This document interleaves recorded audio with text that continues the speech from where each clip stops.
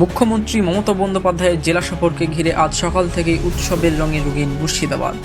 বহরমপুরে তার আগমনের মুহূর্ত থেকেই উপচে পড়া জনসমাগম।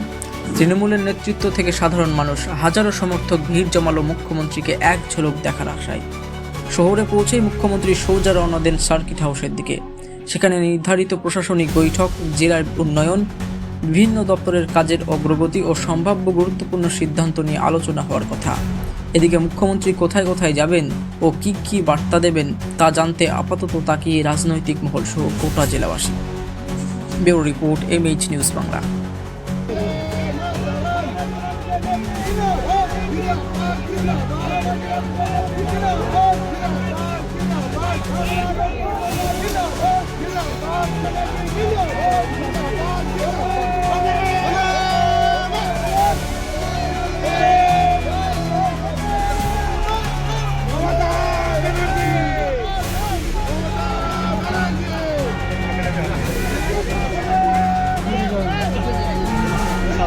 সবাই জানে